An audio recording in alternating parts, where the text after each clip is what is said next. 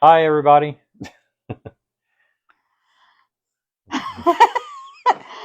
Sorry. Uh, Y'all know we're not very good at these things, so well, um you want to give a few, just a second for folks to jump on?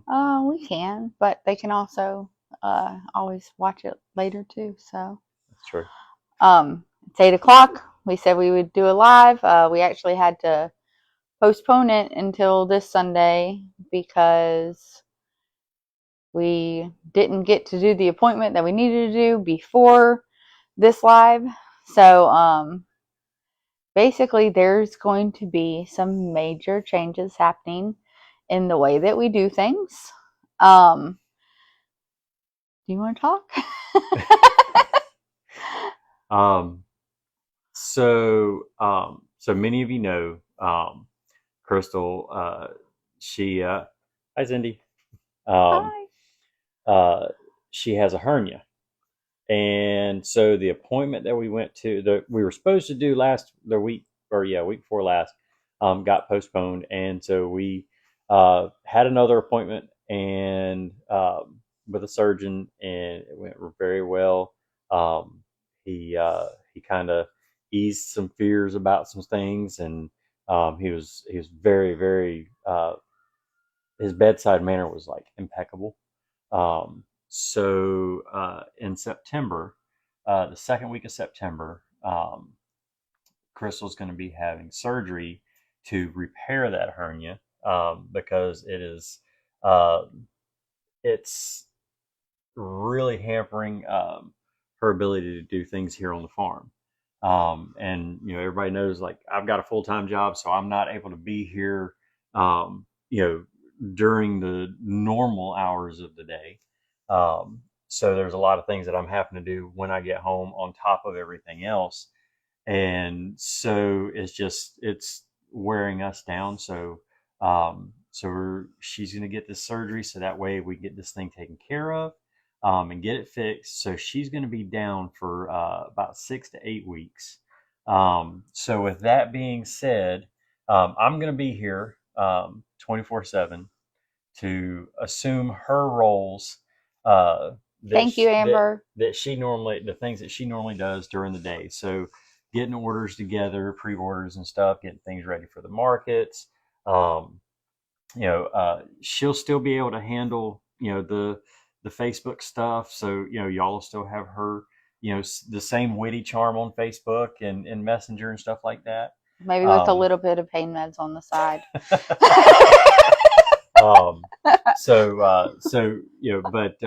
but as far as taking care of everybody's needs, and what everybody wants, and getting everything bagged and tagged and ready to go, I'll be handling that stuff for about 6 to 8 weeks. Which And will be a major transition.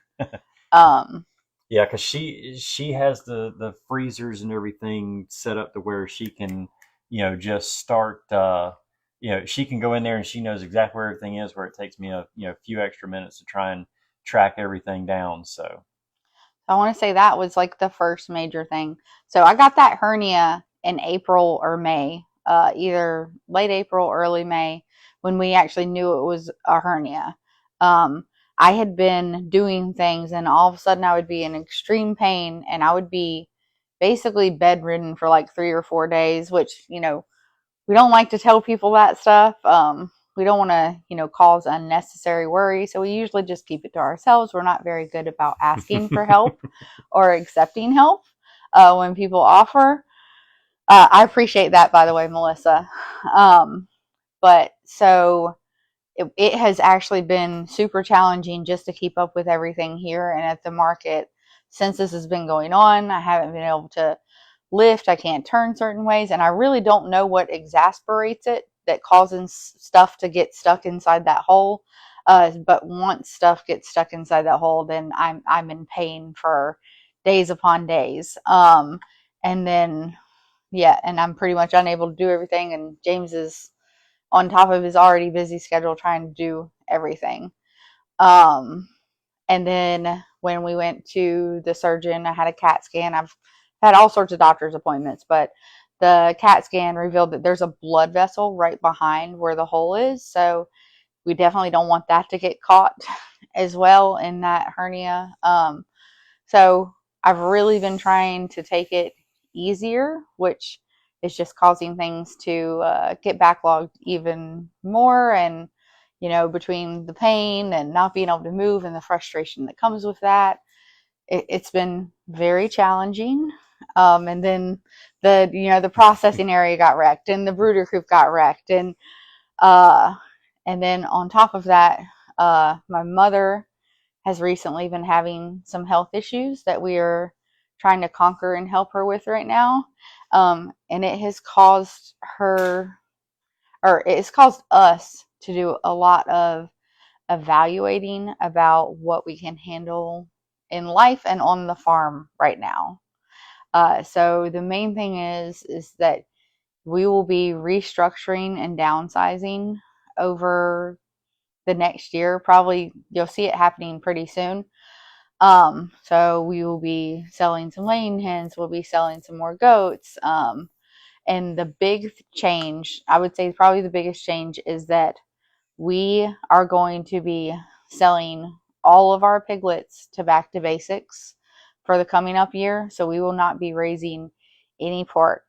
So the pork that we just got back from the processor will be the pork that we have for the next 18 months. And we will be referring everybody to Back to Basics for that pork. So Back to Basics gets their piglets from us. We raise what we consider the three best heritage breeds is what our breeders are. They're Duroc, Gloucester Old Spot, and Berkshire. And we love that mix for heritage pork. But we're going to allow them to raise all of them this year instead of keeping 4 to 6 like we normally do to raise for pork. Back to Basics is also pasture raised. Of course, the piglets are vaccine free. That's one reason why they buy them from us, is because they know that they haven't had vaccines, antibiotics, hormones, anything like that, because we don't do any of that here. And then they actually use the exact same feed we do too. So it's still non-GMO, soy free, tested for pesticides. So the quality is pretty And they use the same processor. and they use the same processor now. So like the sausage will be the same sausage blend, free from the preservatives and the dextrose and all that. So we have made it where you're able to have consistency across the board in the two of our pork. We raise things pretty much the same way. Obviously, nobody's going to do it exactly the way another person does, but it's pretty close. So this pork is the last pork we'll have probably for the next 18 months. So if there's something that you love that you want to get and you have the freezer space, we suggest that you stock up on it. And then the next big change that will be coming is that next year we will be raising less meat birds as well.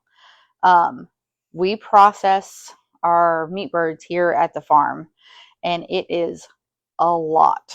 It is a lot of work. That's an understatement. And it takes a lot of our time, and we are just tired. To say, like, just to put it really bluntly, we're really tired. We're burnout, and we don't want to quit farming, and we don't want to let people down, and we don't want to let down the community that we've built, and the people that rely on us for clean food. But we will be cutting back on some of those things, and it's already kind of hard to get our chicken, but this will the way we'll be encouraging people to do it is to basically look at your chicken consumption for the year if you're a regular customer and tell us what you would like us to raise for you. And that is how we will gauge how many we're going to raise next year. We will continue to work with BB Organic on the beef. That will not change at all. And then we are going to start trying to take more time off. Yes. We don't get enough of it. We with everything going on, like Crystal said, we started really evaluating like how we're doing things. And we've noticed that one of the things that was really starting to that we were really missing was more of that family time. Because So right now there's none. yeah, I mean, if there is any, it's like a few hours here and there, and so Once a month. we want more of those, more of those hours, and like we're in that burnout stage, but we don't want to get so burnt out that we're just like we're done. We don't want to do this anymore and just close the farm, because we love what we do. We love being able to provide the clean food that that everybody's looking for. And so we don't want to. We're not like just completely downsizing to the point where we're not going to have anything. It's kind of like a you know for a season, so to speak. So we're going to get this little season of rest, and then go from there. Because I know other farmers that they're getting burnt out. So there may be some trade offs back and forth, with things to be able to give others a chance to be able to get that rest as well. Mm-hmm. When it comes to the market, uh, we we plan on, which is it's really probably really weird and strange to hear us say this, but there's we're going to start taking some Saturdays off. It does feel really weird to say that, Yeah. or at least to say it out loud. But if we're not there, whoever is going to be running the market for us, that particular market, whether it be a Wednesday or a Saturday, they'll be under the gazebo. Which, if you hadn't seen that yet, we're proud of that. We debated for a while on doing that, and but it's made a world of difference. And but like I said, if we're not going to be there, we'll let everybody know, hey, we're not going to be there this week. So if you have pre-orders, go to the gazebo, and whoever's running the market for us that week, they'll be set up under there, and they'll have a if you've pre-ordered, they'll have it right there. Pre-orders will also be prepaid through Venmo or Cash App, so that they don't have to handle any of that. But yeah, they'll be under the gazebo, and it's weird because there's so many changes that we're trying to implement. A lot of you who know us and talk to us at the market. Sorry, I'm trying to read what Cindy wrote. Oh, thank you, Cindy. We try, but I will tell you that when our fuses are the way they are right now, sometimes it's hard to be patient and loving to each other like we should. That's another thing we have to work on. We don't want to get to the point that we're so burnt out, so overwhelmed, so lacking in time that we also lack patience with each other or our customers or anyone. But that speaks to yet another change that is coming. I have been answering texts and calls at all hours of the days and nights and weekends, and James has been frustrated about it for years, and I have just poured my heart and soul into building the business, and I never want anyone to have to wait or to not be available, or I just think it's so important to have that communication, and I don't want to look at a message then forget to respond. So one of the things that will start happening is I got a separate phone that only my immediate family will have the number to. So outside of business hours, I will not be responding to text and messages like I normally do. So we're going to try to keep all of that in reasonable hours. That way we get to sit down and eat our healthy food. I actually take back time that I've been spending working on the farm, and to take and cook for our family and sit down for a family meal, and be able to pray and do our devotionals, and the things that we started the farm for. We started the farm because we knew that we could provide this high quality food that supports health in every way. We truly feel that you can absolutely change your health and regain your health through food, and that God can do anything, and he gave us all those tools here, and food is a huge part of it. And that's why we started this farm. And instead of being able to eat this, the highest quality food that we're producing, we're so exhausted that we're going out and just grabbing food. And, and it just, we look at that and we go, wow, we started this beautiful, wonderful thing and we're not doing it. Yeah, we're not doing it for ourselves. When you're too tired to make something with what you spent so much time and effort into raising and growing, there's a problem. Thank you so much, Joan. Thank you for always being there and supporting us. We really appreciate it. But yeah, so that's another thing. And our middle son Dylan moved out this year, and just looking back on it, we're like, we didn't get the time that we wanted with him. When we wanted to go out and do things on Saturday, we were too busy working on the farm, and we can't get that back, and we don't want to let that continue to be something that's happening in our life. So, and I hope that that's encouraging for everybody, because farming really is 24 hours a day, 7 days a week. But I think at some point you have to look and go, what is important? Like, what's important? And my health is important, and James's health is important, and spending time with our children is important, and being there for my mom while she's struggling is important. And at the end of the day, even though we love all of you and want to help you take care of your health by giving you the highest quality food, we also have to do that for ourselves. So right now we are trying to take steps to find that balance. And I hope that y'all continue to support us in that. And I think that you will, because, we know and love pretty much all of you, that are watching. And we just have the most amazing, I hate to even call it customers, because it really is like we've built this massive farm family. But I'm trying to see Old Rug and Crumb, amen. Take the time to take care of yourselves, and others will step in to help where it's needed and support you. I can't see the rest of the comment. Let's see if I can do it without messing something up. It won't let us see it. Oh. But thank you so much. And I truly believe that. And like I said, there are changes, but we are not closing by any means. Like I said, if you have the ability, if there's something that you love and you have the ability to go ahead and fill your freezer with it, go ahead and snatch it up.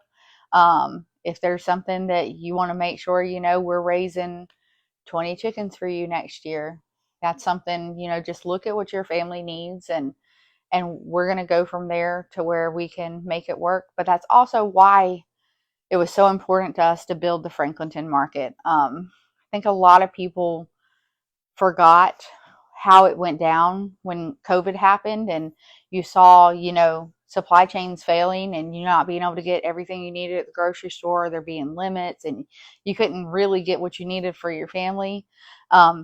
And we don't really want people to forget those times, because that's one reason why having a local food system is so important, and supporting those other locals. So we built this market so that you can get to know farmers and find exactly what you and your family need to support your health. Obviously, we have all sorts of different farmers there, so everybody raises stuff in a different way. Always ask so that you get what you need. So if you're looking for non-GMO, make sure you're asking, the farmer what they feed. If you want it purely pasture raised, make sure you say, okay, does it eat anything but grass? Always ask those questions. That's why the farmers market model is so important, because they are actually there to tell you how it's done and have that accountability with your farmer. And then secondly, we built it because you need other people. We cannot feed the whole community, even though we would love to. But we actually all have to work together, and we've spent years building these relationships with other locals, and it's for that reason, so that you can go into your community and find your local farmer and find the food you need and have that local source, and just really have resilient communities and resilient relationships within your community. Because that's the other really great thing about the farmers market, is you get to come there and you get to meet other people in your community and build friendships and relationships. And we just think that's so cool. Yeah. Like Yeah. I mean, it's wonderful. building the friendships that we've built over the years. It's and it's funny because it's like it'll a lot of it starts out with somebody, you know, somebody talked to somebody else and said, they said, I'm looking for this. And they said, oh, well, go talk to these people. And they show up and they said, well, I'm looking for this. And we say, well, that's what we got. You're wanting this clean stuff. That's what we've got. Here you go. And a couple of years later, it's like, they're like, they're the long lost friends that you didn't know you had. You know, and so that's why, Crystal said, like, we hate, you almost hate calling people customers because it's